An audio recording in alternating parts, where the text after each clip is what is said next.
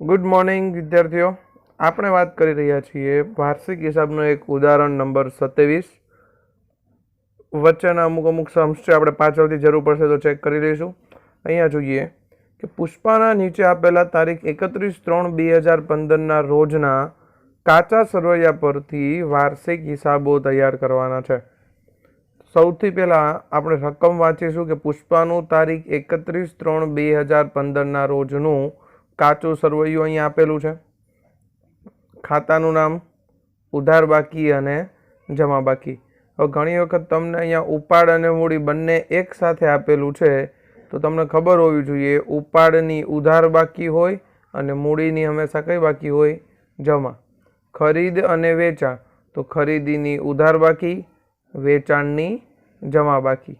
માલ પરત, તો માલ પરત એટલે જે ઉધારમાં આપેલું છે એ છે વેચાણ પરત અને જમામાં જે 20,000 છે એ છે ખરીદ પરત.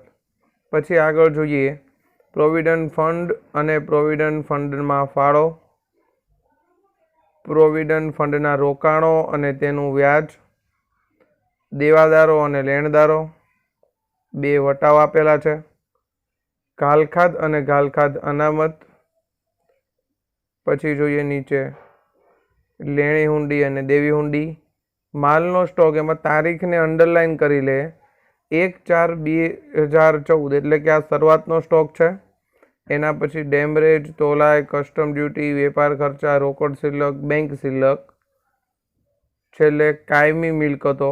પરંતુ અહીંયા આ જે કાયમી મિલકતો છે એમાં કૌંસમાં શું આપેલું છે? પડતર કિંમત.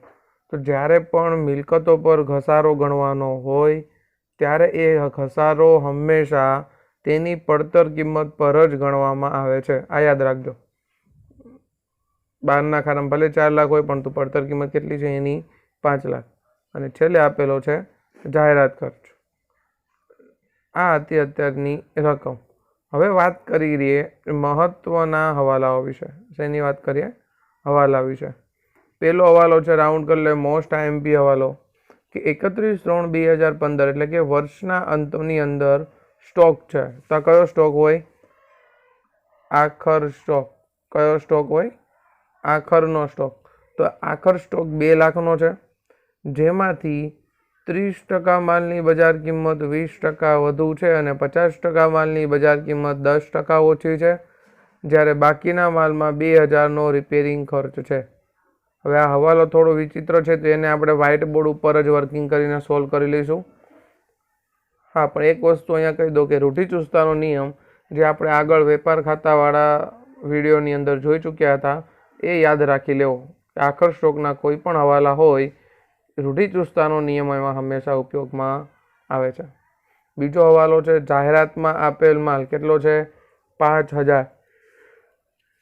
એટલે જ્યારે તમે જાહેરાત ખર્ચ હશે જોઈ લઈએ. રકમની અંદર શું જાહેરાત ખર્ચ આવી રહ્યો? નીચે જ આપેલું છે. જાહેરાત ખર્ચ તમને કેટલો આપેલો છે? 28,000. અહીંયા ટીક કરીને લખી દો બાજુમાં 2 નંબરનો હવાલો. શું લખ્યું બાજુમાં? 2 નંબરનો હવાલો. કોણ? તો કે જાહેરાત ખર્ચ. ચલો એના પછી ત્રીજો હવાલો છે, રાઉન્ડ કરી લે. કારણ કે આ હવાલાની સર 4 એન્ટ્રી થશે. કેટલી એન્ટ્રી થશે? 4. 10,000નું ઉધાર વેચાણ ભૂલથી ઉધાર ખરીદી તરીકે નોંધેલ છે.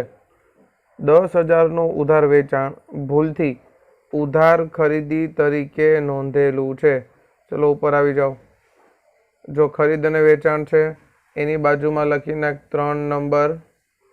બીજું લેણદારો અને દેવાદારો અહીંયા આપેલા છે. હું બધી ટીક માર્ક કાઢી નાખું છું. લેણદાર અને દેવાદાર ત્યાં પણ લખી લે 3 નંબર. કારણ કે 3 નંબરના હવાલાની 2 અસર થાય, એક ખરીદી વેચાણમાં થશે અને દેવાદારો અને લેણદારમાં થશે. 3 હવાલા થઈ ગયા. ત્રીજાને રાઉન્ડ કરી દેજે. ચલજો એની પછી ચોથું કે દેવાદારોમાંથી 20,000 ઘાલખાદ તરીકે માંડી વાળવાના છે અને 10,000 ઘાલખાદ અનામત રાખવાની છે. તો આ દેવાદારનો હવાલો છે, આપણે ઓલરેડી ટીક કરી લીધું છે. તો એ જ દેવાદારોમાંથી આપણે હજી પાછું ટીક કરીને બાજુમાં 4 પણ લખી દેજો, કારણ કે ત્રીજો અને ચોથો બંને હવાલાની અસર દેવાદારોમાં થાય. પાંચમું છે મૂડી પર 10% વ્યાજ ગણો અને ઉપાડ પર 5% વ્યાજ વસૂલ કરો. ચલો જો, તો મૂડી અને ઉપાડ અહીંયા આપેલું છે, ત્યાં લખી નાખો 5 નંબર. બરાબર, નીચેનું બધું રિમૂવ કરી દઉં છું. મૂડી અને ઉપાડ ઉપર કેટલા રૂપિયા લખવાના? 5. હવાલો નંબર, સોરી રૂપિયા નહીં, હવાલા નંબર 5. છઠ્ઠું કે કાયમી મિલકતો પર 10% સીધી લીટીની પદ્ધતિએ ઘસારો ગણો. કાયમી મિલકતો આવી રહી, આપણે આની ચર્ચા કરી ચૂક્યા હતા. લખી દો હવાલા નંબર 6 કે 5 લાખ ઉપર ઘસારો ગણાશે, 40,000 4 લાખ ઉપર નહીં ગણાય. કેમ? કારણ કે અહીંયા જે એને મૂળ કિંમત આપેલી છે એ 10% ઘસારો ગણવાનો કીધો છે અને પડતર કિંમત કેટલી આપેલી છે આપણને? 5 લાખ. બસ, તો આ રકમ હતી. હવે આ રકમને આપણે સોલ્વ કરીએ ઉદાહરણ નંબર 27 ને વ્હાઇટ બોર્ડ ઉપર. તો ચલો જોઈ લઈએ સમ કઈ રીતે ગણીશું આપણે. ગુડ મોર્નિંગ વિદ્યાર્થી મિત્રો, આજે આપણે વાત કરી રહ્યા હતા ઉદાહરણ નંબર 27 ની. જોઈએ ચલો 27 નું ઉદાહરણ મેં જે રીતે તમને કીધું હતું કે આની પછીનો જે સમ ગણીશું એ માસ્ટર સમ હશે. Master sum in the sense કે જેની અંદર બહુ બધા હવાલા હશે, જે નફા નુકસાન ખાતું, વેપાર ખાતું અને પાકું સરવૈયું બધા જ ને અસર કરતા હશે. તો ચલો આપણે રકમ ઓલરેડી જોઈ ચૂક્યા છીએ, વધારે સમય ના બગાડતા શરૂઆત કરીએ ઉદાહરણ નંબર 27 ની. તો બેઝિક ફોર્મેટ ની આપણે જે વાત કરી હતી એ લખી લઈએ. સૌથી પહેલા આપણે અહીંયા 3 ખાતા બનાવેલા તમને દેખાશે બોર્ડ પર. પહેલું ખાતું છે વેપાર ખાતું, વિગત રૂપિયા. હવે હું લખતો નથી કારણ કે મને બોર્ડમાં જગ્યા વધારે જોઈએ. બીજું છે નફા નુકસાન ખાતું, સેમ વિગત રૂપિયા. અને છેલ્લે છે પાકું સરવૈયું, જેમાં વિગત નહીં આવે તો હું લખી લઉં છું. પાકા સરવૈયાની અંદર આવશે મૂડી દેવા, જેને આપણે જમા બાજુ ધારી હતી, એની સામે આવશે મિલકત લેણા રૂપિયા, જેને આપણે ઉધાર બાજુ ધારી હતી. તો સમજો અહીંયા ધ્યાન રાખ, અત્યાર સુધી કદાચ એવું થઈ શકે કે તમને એક પણ લેક્ચરમાં કદાચ સમજ ના પડી હોય. આ એક ઉદાહરણમાં ધ્યાન આપો, તમને આખું ચેપ્ટર અત્યારે સમજાઈ જશે. સમજો ફટાફટ બોર્ડ પર. વેપાર ખાતાનું બેઝિક ફોર્મેટિંગ આવું છે. અહીંયા આપણે લખીએ છીએ શરૂનો સ્ટોક, અહીંયા નીચે છેલ્લે લખીએ છીએ આપણે આખર સ્ટોક, વચ્ચે ખરીદી, આ બાજુ વેચાણ. આ વખતે સમા ખરીદી અને એની હવાલાઓ છે એટલે હું બધું નથી લખતો. આપણે હવાલાઓ ટીક કરેલા હતા, આપણને ખબર જ છે. આખર સ્ટોકનો પણ એક હવાલો હતો. એની પછી આપણે આવી જઈશું મૂડી ખાતામાં. તો મૂડી ખાતા પર પણ મૂડી પર વ્યાજ આપેલું છે એટલે એ બધું પછી લખીશું. પણ આપણું ફોર્મેટ છે લખીએ જો. મૂડી વત્તા મૂડી પર વ્યાજ વત્તા નફો, એ ત્રણેયનો સરવાળો કરીશું. જે પણ રકમ હશે ત્રણેયનો, એ ત્રણેયમાંથી માઈનસ ઉપાડ અને એના પર ઉપાડ પ્લસ ઉપાડ પર વ્યાજ, એ આપણે બાદ કરીશું અને પછી ક્યાં લખીશું એને? બાદના કોલમ. આટલું ક્લિયર છે? હા. પછી કાલકા દેવાદાર છે, હવાલો શરૂ થશે એમ આપણે સોલ્વ કરતા જશું. સૌથી પહેલા જો પહેલો હવાલો ધ્યાન રાખજે. હવાલો ટિક કરી લીધો છે આપણે કારણ કે મોસ્ટ આઈએમપી છે. આખર સ્ટોકનો હવાલો છે.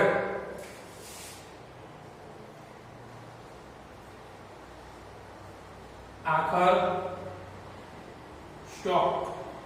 ચલો જો હવાલો શું છે? તારીખ 31/3/2015 ના રોજ સ્ટોક 2 લાખનો છે. 31/3/15 ના રોજ સ્ટોક કેટલાનો છે? 2 લાખનો છે. જેમાં 30% માલની બજાર કિંમત 20% વધુ છે અને 50% માલની બજાર કિંમત 10% ઓછી છે. જ્યારે બાકીના માલમાં 2000 નો રિપેરિંગ ખર્ચ છે. શું કીધું એને? બાકીના માલમાં 2000 રૂપિયાનો રિપેરિંગ ખર્ચ છે. ચલો જો અહીંયા આવે છે આખર સ્ટોકનો હવાલો. કુલ આખર સ્ટોક કેટલો છે?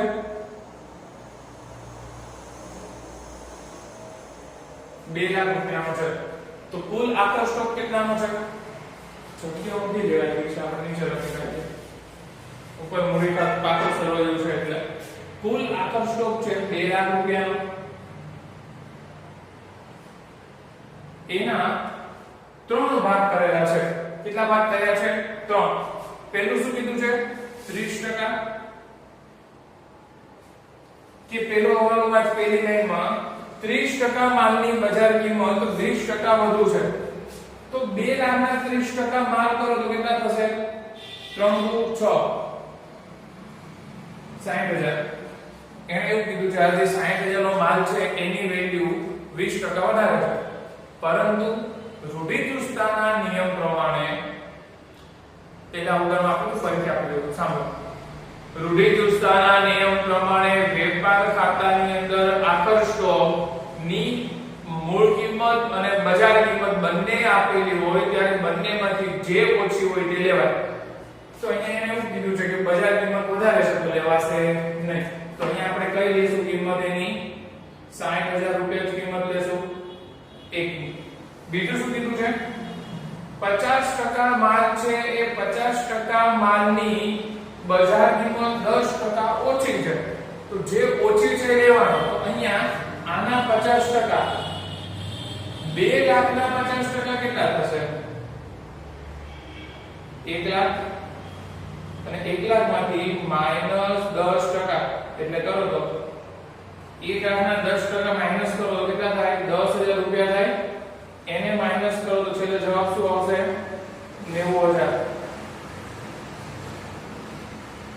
પ્લસ કરી દઈએ અત્યારે તો બે વસ્તુ અત્યારે સોલ્વ કરી પહેલું આખર સ્ટોકમાં 30% માલની કિંમત 20% વધુ છે વધારે લેવાની જ નથી આખર સ્ટોકની અંદર વધારે કિંમત લેવાની જ નથી તો વધે શું 60000 બીજું 50% માલની કિંમત જે 1 લાખ છે એમાં 10% બજાર કિંમત ઓછી છે આ તો આપણે કરી વર્કિંગ 1 લાખના 10% 10000 થાય માઈનસ કરો તો કેટલા વધશે 90000 ત્રીજું બાકીનો જે આખર સ્ટોક છે એમાં 2000 નું રિપેરિંગ ખર્ચ છે સરસ ચલો અહીંયા 30 ને 50 કેટલા થયા 80 તો કુલ ટકાવારી 100 હોય 100 માંથી 80 જતા રહે તો વધે કેટલા ટકા 20% 2 લાખના 20% કરો કેટલા થાય છે 40000 થશે એ 40000 રૂપિયામાંથી 2000 રૂપિયા રિપેરિંગ ખર્ચ છે જે બાદ કરો તો કેટલા વધે 38000 રૂપિયા ક્લિયર થાય કેટલા વધે 38000 રૂપિયા હવે અહીંયા તમારી પાસે આખો સ્ટોક છે ત્રણેય સરવાળો કરી લો કે ત્રણેય છે તો આખો સ્ટોક 60000 90000 અને 38000 તો 60 ને 90 1,50,000 અને બીજા 38 તો અહીંયા આખો સ્ટોક કેટલો છે 1,88,000 રૂપિયા આ તો આખો સમજ પડી આખો સ્ટોકનો મોસ્ટ આઈએમપી હવાલો આજ પછી આટલો ડિટેલમાં ક્યારે નહીં ચલાવો તો ધ્યાન રાખી લેવાનું ઓકે ચલ જોઈએ હવાલાની અંદર આખો સ્ટોક આપેલો છે માટે એની બે અસર થશે પહેલી વેપાર ખાતામાં જમા બાજુ 1,81,000 રૂપિયા અને બીજું પાકા સરવૈયાની અંદર ચાલુ મિલકતોમાં લખીશું 1,81,000 રૂપિયા ચલો આગળ શરૂઆત કરીશું ધ્યાન રાખજો બીજો હવાલો તમને શું આપેલો છે બુકની અંદર જાહેરાતમાં આપેલ માલ 5,000 રૂપિયા શું લખ્યું છે જાહેરાતમાં આપેલ માલ 5,000 રૂપિયા એટલે કે જાહેરાત ખર્ચ જે આપણે કરેલો છે એ કેટલો છે 5,000 રકમમાં જો આપણે હવાલા ટિક કર્યા હતા એ હવાલાની અંદર આમાં જાહેરાતમાં જાહેરાત ખર્ચ આપેલો છે કે તમને હા રકમમાં છેલ્લે આપેલો છે જાહેરાત ખર્ચ 28,000 રૂપિયા આવી જાવ ચલો નફા નુકસાન ખાતામાં જાહેરાત ખર્ચ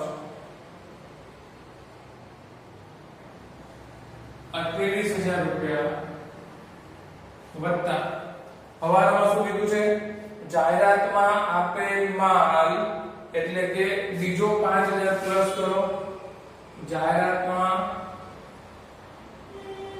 આપેલ માલ તો 28000 અને 5000 કેટલા થાય 32000 રૂપિયા બીજું કોઈ પણ રીતે ગયેલ માલ શું કીધું છે કોઈ પણ રીતે ગયેલ માલ ખરીદીમાંથી માઈનસ થશે તો અહીંયા જોઈ લે ચલ આપણે ખરીદી અને વેચાણ બંને આપેલું છે જેમાં ખરીદી છે 2,96,000 ખરીદી કેટલી છે 2,96,000 અને વેચાણ જોડે છે તો લખી દઈએ કેટલું છે વેચાણ 8 લાખ રૂપિયા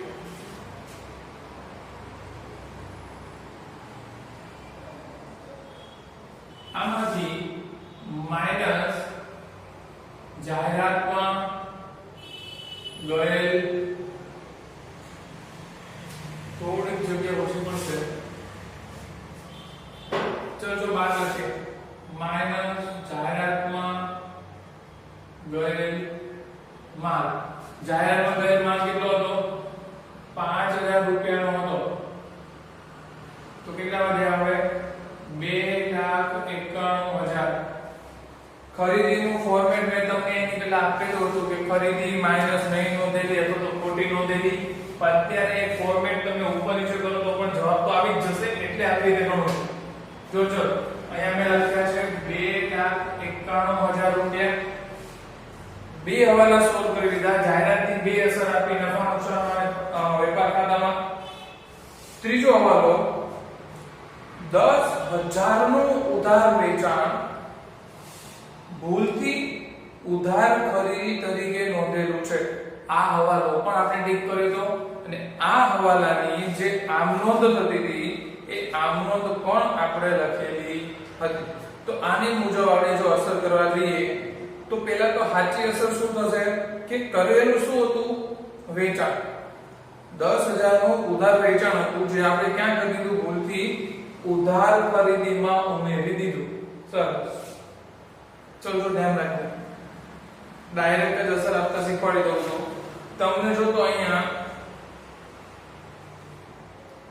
ચાર અસરો થશે કેટલી અસર થશે કુલ 4 હવાલાની બે અસર હોય આવા જે ભૂલ સુધારવાવાળા હવાલા છે એની ચાર અસરો થાય તો ચાર અસર કરવા માટે તમારી પાસે વેપાર ખાતામાં ખરીદી અને વેચાણ તો છે પરંતુ બીજું શેની જરૂર પડશે તો પાકા સરવૈયાની અંદર તમારે અહીંયા જરૂર પડશે લેણદારોની અને અહીંયા જરૂર પડશે દેવાદારોની તો હવે તમે રકમમાં જોવો તો લેણદાર અને દેવાદાર આપેલા છે એમાં દેવાદારો 2 લાખ છે અને લેણદારો 1,50,000 લખો ચલો પહેલા 2 લાખ અને 1,50,000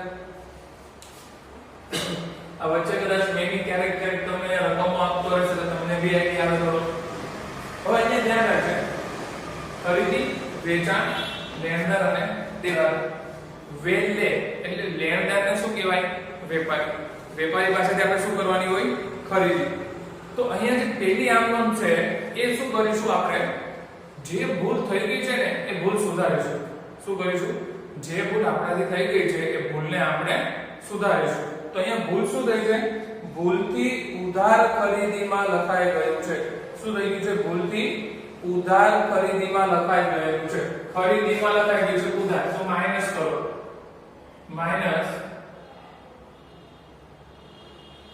ભૂલથી લખેલ ખરીદી 10,000 રૂપિયા તો કેટલા આવશે 2,81,000 રૂપિયા અહીંયા આવ્યા બીજું વેપારી હોય બીજું શું હોય વેપારી કારણ કે લેણદાર છે બીજું શું કરવાનું લેણદાર લેણમાં શું લખીશું માઈનસ ખોટી નોંધેલ ખરીદી 10,000 રૂપિયા તો કેટલા વધશે 1,81,000 2,40,000 જો મેં બે જગ્યાએથી માઈનસ કરી નાખી પેલું મેં માઈનસ કર્યું ખરીદીમાંથી ભૂલથી લખેલ ખરીદી અથવા તો ખોટી નોંધેલ ખરીદી બધી ભાષાઓ લખું છું પાકા સરવાળાની અંદર બીજી અસર કરી કે જે લેણદાર હતા એ લેણદારમાંથી મેં માઈનસ કર્યું 150 માઈનસ 10,000 ક્લિયર ઓકે બીજું હવે આની કરીએ સાચી અસર હવે શું કરીશું સાચી અસર શું છે કે અહીંયા તમે વેચાણ લખેલું નથી તો લખી લો ચલો વત્તા નહીં નોંધેલ વેચાણ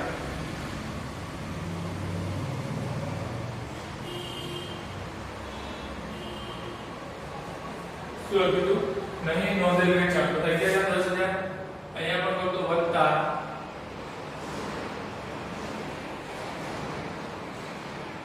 નહીં નોંધેલ વેચાણ 10,000 તો કેટલા થઈ જશે 2,10,000 રૂપિયા જો તો આટલું ક્લિયર થાય છે સર હવે તમને સવાલ આવતો હશે કે મેં આજે અહીંયા ખરીદીની અંદરના ખાનામાં લખી છે વેચાણ અંદરના ખાનામાં લખ્યું છે દેવાદારની રકમ પણ અંદરના ખાનામાં લખી છે તો લેણદારો કે મેં બહારના ખાનામાં લખી દીધો જો તમને આવો સવાલ ન આવતો હોય તો મને આવ્યો તો મેં પૂછી દીધો એનો જવાબ શું છે તમે જાતે શોધો અને જો તમને જવાબ નથી મળતો તો મને મેસેજ અથવા કમેન્ટ કરી શકો છો અને લઈ શકો છો તમારો જવાબ ચલો આગળ વધીએ પેલો થઈ ગયો બીજો ત્રીજો થઈ ગયો ચલો ચોથો હવાલો દેવાદારોમાંથી 20,000 ગાલખાત તરીકે માંડી વળવાનો છે અને 10% ગાલખાત અનામત રાખવાની છે સરસ જો દેવાદારો આવી છે એમાંથી માઈનસ ગાલખાત 20,000 તો કેટલા વધશે 1,90,000 રૂપિયા માઈનસ ગાલખાત અનામત 10%. ચલો જો 1,90,000 ના 10% કરો કેટલા થશે 19,000 તો લગભગ બાર ટોટલ આવશે 1,71,000 રૂપિયા ખબર પડી બે વસ્તુ તમને અહીંયા ગાલખાતમાં હવાલામાં આપેલી હતી એનાથી પહેલી હતી કે દેવાદારોમાંથી 20,000 ગાલખાત રાખવાની છે અને 10% ગાલખાત અનામત રાખવાની છે તમે બંને કરી દીધું ગાલખાત રાખી દીધી 20,000 ગાલખાત અનામત પણ મેં રાખી દીધી છે 10% એટલે 1,90,000 અને એના 10% તો કેટલા થયા 19,000 રકમની અંદર આપણે વાત કરી કે ગાલખાતનું એક આખું ફોર્મેટ છે શું છે ગાલખાતનું આખું એક ફોર્મેટ છે ચલો જો લખી લો પેલા આખું નફા નુકસાનની ઉધાર બાજુ ઉપર જ લખાશે જોજે ગાલખાત કાચા સરવૈયાની વત્તા ગાલખાત હવાલાની વત્તા ગાલખાત અનામત સાંભળજો ગાલખાત હવાલો અને ગાલખાત અનામત હવાલો આ બંને અલગ અલગ છે અને આનો જે ટોટલ આવશે એમાંથી માઈનસ ગાલખાત અનામત કાચા સરવૈયાની ક્લિયર હા હવે તમને અહીંયા હવાલાની અંદર ગાલખાત આપેલી હતી જો આપણે હમણાં શોધી હતી આની બીજી અસર નફા નુકસાન ખાતામાં જાય છે ગાલખાત 20,000 ગાલખાત અનામત 19,000 હવાલામાં લખીશું 20,000 19,000 હવે રકમ આવી જાવ ચલો કાચા સરવૈયાની અંદર તમને ગાલખાત ઉધાર બાજુ આપેલી છે 30,000 મેં પહેલા જ કીધું હતું નફા નુકસાન ખાતાની અંદર ઉધાર બાજુમાંથી જો તમે કોઈ રકમ માઈનસ કરો છો તે એની વિરુદ્ધ બાજુ છે એવું સમજવાનું. તો ઉધારમાં તમે માઈનસ કાલકાલ અનામત કાચા સરવાળાની કરો છો તે કઈ બાકી હશે એની જમા બાકી. અને રકમમાં જો કાલકાલ અનામતની જમા બાકી કેટલી છે 45000 રૂપિયા. તમારે એક કામ એ કરવાનું છે કે જ્યારે જ્યારે આવી રીતે હવાલાઓ સોલ્વ થતા હોય ત્યારે કાચા સરવાળાની જેટલી પડતી વિગતોનો ઉપયોગ આપણે અહીંયા કરીશું, અંગ્રેજીમાં બોલતો તો પર્ટિક્યુલર્સ, એ ટિક કરવાની. એ શું કરવાની? ટિક. જેનાથી તમને ખબર પડે કે આટલી આટલી વિગતો હજી લખવાની બાકી છે. અન્યથા એકાદી વિગત બાકી રહી જશે તો જવાબ નહીં આવે પાછો. જો મેં બધાને અસર કરી દીધી. આનો ટોટલ કરીને બહાર લખીએ 30 ને 20 50 50 ને 19 69 69000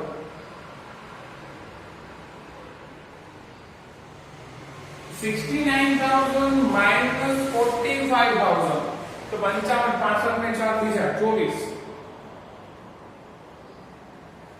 આટલી બધી માથાકૂટ કોણ કરે? એક અમાઉન્ટ મળે. કેટલાની થઈ? 24,000 ની. આના માર્ક્સ એ તો એટલે જ મળે છે. ચલો આગળનો હવાલો વાંચો બધા. બોર્ડ ઉપર આપી દઉં છું. જો મૂડી પર 10% વ્યાજ ગણો, ઉપાડ પર 5% વ્યાજ ગણો.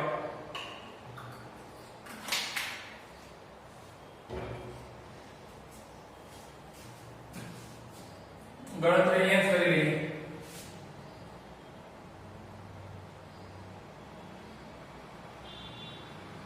મૂડી પર કેટલા ટકા વ્યાજ ગણવાનું કીધું છે એને? 10% વ્યાજ.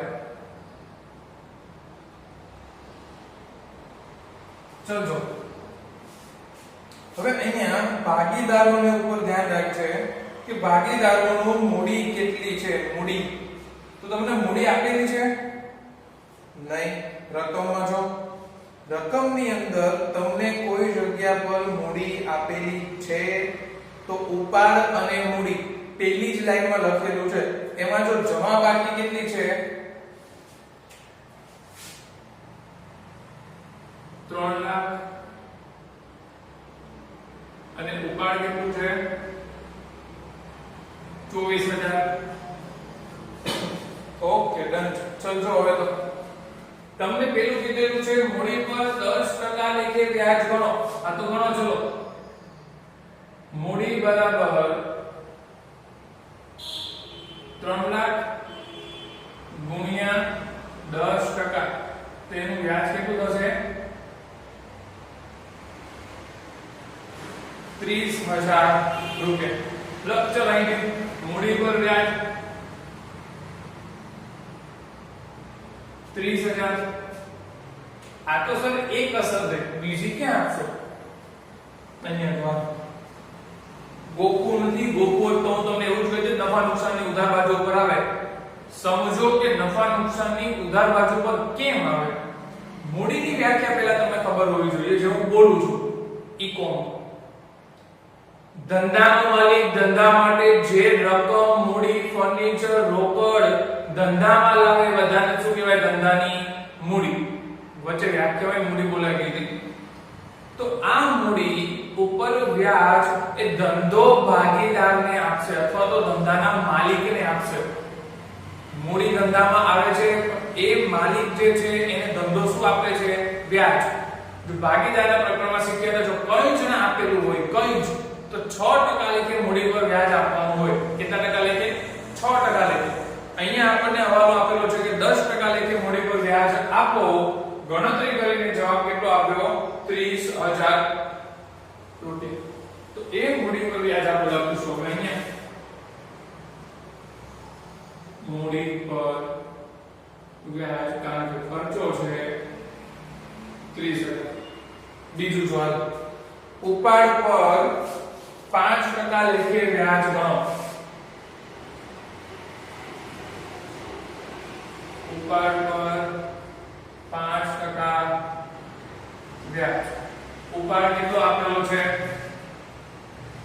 24,000 ગુણ્યા 5%. કેલ્સીમાં કરો, જવાબ શું આવશે? 1200. આવી રકમ માટે વર્કિંગ તમારી માટે લખું છું, બાકી લખું જ નહીં.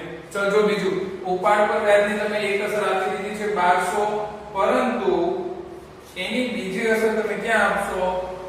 તો ઉપાડ તમે ભાગીદારને આપેલો હોય અથવા તો ધંધાનો માલિક લઈ ચૂક્યો હોય અંગત ઉપયોગ માટે, તો અહીંયા ધંધાનો માલિક ધંધાને રૂપિયા આવે મોકલે અને આપે તેને આવક કહેવાય. આવક ક્યાં લખાય? જમા બાજુ ઉપાડ પર વ્યાજ 1200. ચલો કાયમી મિલકતો પર 10% લેખે સીધી રીતિની પદ્ધતિથી ઘસારો ગણો. સરસ, લ્યો. હવે કાયમી મિલકત ક્યાં આપેલી છે એ બાજુ જોવું પડશે. રકમની અંદર આપણે છેલ્લેથી બીજી લાઈન એમાં લખ્યું હતું, જો કાયમી મિલકત. શું લખ્યું હતું? કાયમી મિલકત. આવી જાય છે પાકા સરવૈયાની અંદર અહીંયા લખી ના કાયમી મિલકત. રૂપિયાના ખાનામાં કેટલી આપેલી છે? 4 લાખ. 4 લાખ જ છે ને? હા, તો કાયમી મિલકત રૂપિયાના ખાનામાં તમને આપી છે 4 લાખ, પરંતુ એના પર ઘસારો કેટલા ટકા ગણવાનો છે? 10% માઈનસ ઘસારો 50,000 રૂપિયા. 12 કેટલા થશે? 3,50,000. સાહેબ અમાર તો 40,000 આવે જ ને. મને પૂછીને કરતા હોય તો અહીંયા જો જ્યારે આપણે ઘસારાના હિસાબો ભણ્યા હતા ત્યારે પણ ગળા ફાડીને કહેતો હતો કોઈ પણ મિલકત પર ઘસારો હંમેશા તેની મૂળ કિંમત પર ગણવામાં આવે છે. અહીંયા તમને કૌંસમાં મૂળ કિંમત કેટલી આપેલી છે? 5 લાખ ગુણ્યા 10%. આવી ગયા 50,000 હવે. સિમ્પલ. આજ સાથે ખુશીથી તમને જણાવવાનું કે બધા જ હવાલાઓની અસર થઈ ગઈ છે. બધા જ, કોઈ જ હવાલા બાકી નથી. બહુ બધી મહેનત કર્યા છે. જો હવે કાચા સમયની અંદર જે છેલ્લું પરચુરણ વધ્યું છે બધું લખી નાખીએ. છેલ્લું અમુક કે ફાઇનલ ટોટલ બાકી હશે પછી કરશું. ચલો, પેલું ઉપાડ અને મૂડી લખાઈ ગયું. બીજું જો ખરીદી અને વેચાણ લખ્યું છે. હા. ત્રીજું માલ પરત બાકી રહી ગયું છે. લખો. ચલો, ખરીદ પરત અને વેચાણ પરત બંને આપેલું છે. વેપાર ખાતું કેમ આવ્યું? માઈનસ ખરીદ પરત માઈનસ વેચાણ પરત. તો ખરીદ પરત હંમેશા જમા હોય અને વેચાણ પરત હંમેશા ઉધાર હોય. તો ઉધાર છે વેચાણ પરત 80,000 અને ખરીદ પરત 20,000. લક્ષ ખરીદ પરત 20,000 વેચાણ પરત 80,000. 281 માંથી 20,000 જાય તો કેટલા વધશે? 2,61,000. ઓકે. અને બીજું જો સામે 8,10,000 માંથી 80,000 જાય તો કેટલા વધશે? 7,30,000. હવે જોડે લખતું જવાનું બધું. પ્રોવિડન્ટ ફંડ અને પ્રોવિડન્ટ ફંડમાં ફાળો ધ્યાન રાખજો. ચલો અહીંયા નીચે પછી પ્રોવિડન્ટ ફંડ ને હું પીએફ લખું તો ચાલે. પીએફ માં ફાળો અને પ્રોવિડન્ટ ફંડ આવી રીતે લખાય કે પ્રોવિડન્ટ ફંડ ની અંદર ફાળો એક ધંધા માટે ખર્ચો છે.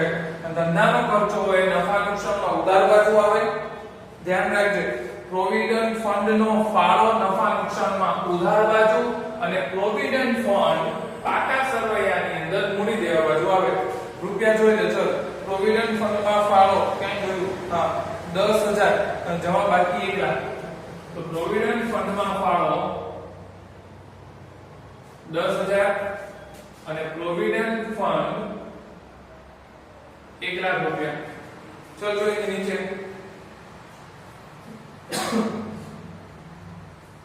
શું આપેલું છે? દેવાદારો અને લેણદારો મેં લખી દીધું છે. દેવાદાર લેણદાર આખા હવાલા પૂરા કરતા કેમ હતો? વટા. અહીંયા તમને મુખ્યત્વે ખબર જ છે બે વટા હોય. એક શું હોય? ઉધાર બાજુ પર આપેલ વટાવ જમા બાજુ પર મળેલ વટાવ. જો રકમમાં આપેલ વટાવ 46000 મળેલ વટાવ 14000. આપેલ વટાવ 46 મળેલ વટાવ 14000. ખર્ચો હતો તો ઉધાર કર્યો, આવક હતી તો શું કરી એને મેં જમા. આગળ જો ખાધ અને ધાતા અનામત લખાઈ ગયું. લેણી ઊંધિયો અને દેવી ઊંધિયો બાકી છે ને. હા, લેણદારની સાથે આવે દેવી ઊંધી અને દેવાદારોની સાથે આવે, ઉપર લખી દઉં છું, લેણી ઊંધી. તો જો તો અહીંયા તમને લેણી ઊંધી અને દેવી ઊંધી આપેલું છે. તો દેવી ઊંધી 25000 અને લેણી ઊંધીની ઉધાર બાકી 15000. 25000 અને 15000 રૂપિયા. ચલો પછી માલનો સ્ટોક, તારીખને અંડરલાઈન કરી દી. 1/4/2014 નો રોજ, એટલે કે શરૂઆતના માલનો સ્ટોક આપેલો છે તમને 80000 લખી દીધું. ચલ પાકા સરવૈયામાં ડેમરેજ 3000, તોલાઈ 1000. બંને પાકા સરવૈયામાં લખાય, જગ્યા ઘટશે થોડી.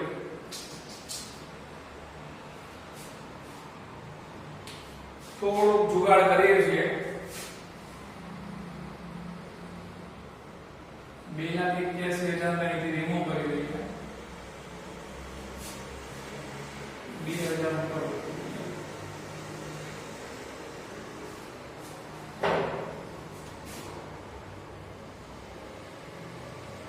ખરીદ પરત કેટલું આપેલું હતું? ખરીદ પરત છે 20000 રૂપિયા. અને એનો જવાબ કેટલો આવશે? તો 2,61,000 રૂપિયા. ચલો અહીંયા મારે બીજી વિગતો લખાઈ જશે, જેમ કે ડેમરેજ અને બીજું શું હતું? તોલાઈ. બહુ જ સરસ અક્ષરે લખ્યું છે બંને. ડેમરેજ 3000, તોલાઈ 1000. ચલો જો આગળ આવકમાં ગાળા ભાડું 18,000. આવી જાવ પાછું વેપાર ખાતાની અંદર જ આવશે. આવક, માલ, ગાળા, ભાડું 18,000 રૂપિયા.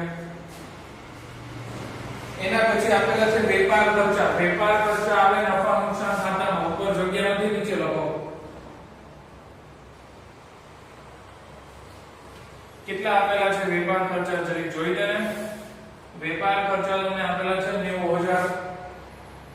રકમમાં જોતું રહેવું, કે લખવાનું બાકી આ રહી જાય. છેલ્લે રોકડ સિલક, બેંક સિલક અહીંયા આવી જાવ, જગ્યા રાખી છે એને માટે. રોકડ સિલક અને બેંક સિલક બને ત્યાં સુધી અમુક ફોર્મેટ નક્કી હોય એવી રીતે જ રાખવું. આખો સ્ટોકની નીચે કઈ લખવું નહીં. 16,000 અને 25,000. બેંક સિલક કેટલી છે? 25,000 રૂપિયા. ચલો જો એની પછી શું આપેલું છે તમને? કાયમી મિલકતોનો આખો હવાલો મેં સોલ્વ કરી લીધો છે, અને જાહેરાત ખર્ચના 28,000 એનો અહીંયા જે હવાલો હતો હવાલો સોલ્વ કરી લીધો છે. તો હવે કંઈ જ લખવાનું બાકી રહેતું નથી. ચલો પણ ધ્યાન રાખજો, સમ હજી બાકી છે. 7,30,000 અને 1,88,000. હવે કરવાના છે ખાતા બંધ. શું કરવાના છે? ખાતા પીતા બંધ કરો.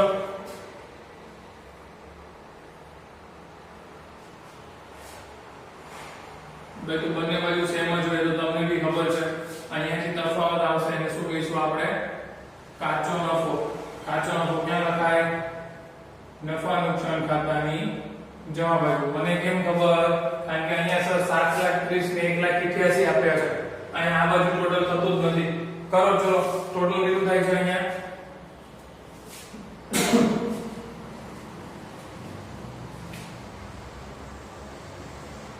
9,18,000.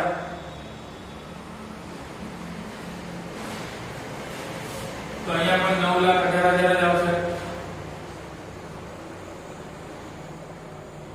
9,18,000 માંથી ઉપરની બધી જ વિગતો બાદ કરશો તો અહીંયા તમને કાચો નફો મળશે 555 નો ધડાકો, એટલે કે 5,55,000 રૂપિયા. 5,55,000 રૂપિયા. એની જ સાથે કાચો નફો અહીંયા લખ્યો 5,55,000. ટોટલ કરો, ઉપર સિંગલ લાઈન, નીચે ડબલ લાઈન. ઉપર સિંગલ, નીચે ડબલ. એક તફાવત આવશે, જે તફાવતને શું કહેવાશે?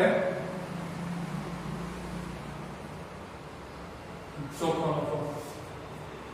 તો 5,55,000 વત્તા 1200 વત્તા 14,000 ટોટલ લખો. ચલો 5,70,000 રૂપિયા.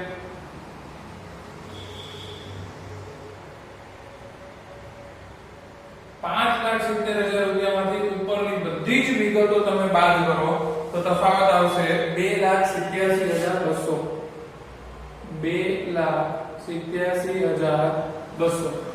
સામે આવી જઈએ. ચલો નફો કેટલો છે? 2,87,200. લખ અહીંયા 2,87,200. હવે એનું તમે ટોટલ કરો. 2,87,200 મૂકે તો 6,70,200. 6,70,200 એમાંથી 25,200 બાદ કરો તો કેટલા વધશે? 5,92,000 રૂપિયા.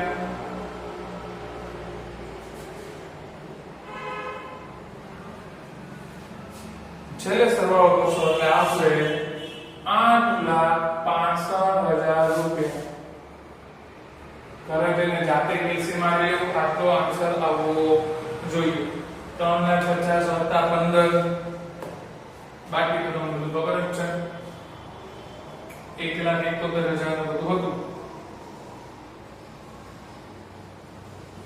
તો આ હતો આખો જ વેપાર ખાતું, નફા નુકસાન ખાતું અને પાકું સરવૈયું, જેની અંદર આપણે મુખ્યત્વે આની વર્કિંગ કરી હતી. આગળ સ્ટોકની મૂડી પર વ્યાજ મળ્યું, ઉપર પર વ્યાજ મળ્યું, બધા જ હવાલા